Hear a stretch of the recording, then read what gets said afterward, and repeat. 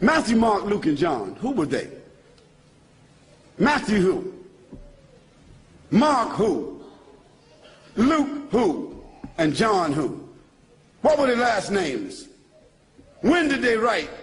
Did they know Jesus Christ? Did they walk with Jesus Christ? Did they eat with Jesus Christ? Did they talk with Jesus Christ? Did they even meet Jesus Christ? The answer is no, no, no, no. Conclusively. The earliest of them that wrote 40 years after Jesus Christ, so they never met him. The last of them wrote 80 years after Jesus Christ, never met him. The other thing is, all of them seem to have written the gospel according to. Now, when you write a letter, do you sign it according to? According to is the third party. If Joanne or Jackie or Bobby or Johnny told me something and I wrote it, I would say according to Joanne, Jackie, Bobby, or Ronnie, according to. But those four people would not write a letter and in front of it say Jackie according to Jackie and not even write her last name. Because if Jackie wrote me a check and only said Jackie, I couldn't cash it. And if I was a policeman and I stopped Jackie on the road and she had a license that only said Jackie, she's going to jail.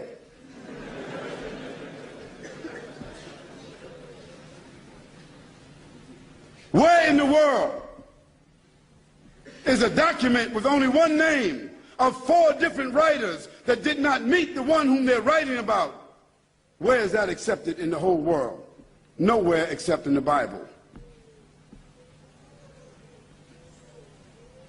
And the church fathers and the church writers and the Christian historians, they all agree that perhaps those four writers themselves were only pen names. Because a writer would not write his first name according to. And there's a great amount of suspicion that the man called Paul, Saul of Tarsus, that because he wrote all the books from Acts all the way to the end of the New Testament, how many books is that? How many? 16, 15, 17, 19? All the books of Acts on, Colossians, Ephesians, Corinthians, Romans, Galatians, all of those books are written by whom?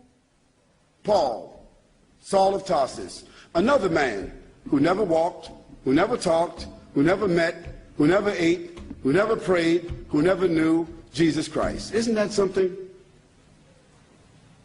Now here we find four writers and another one between them that wrote all the New Testament books that never talked, never walked, never ate, never prayed, never met the man called Jesus Christ. Yet in their words, the first mentioning of the Trinity came from where? From Jesus or from them? The first mentioning of Jesus being divine, a man God, came from whom? From them.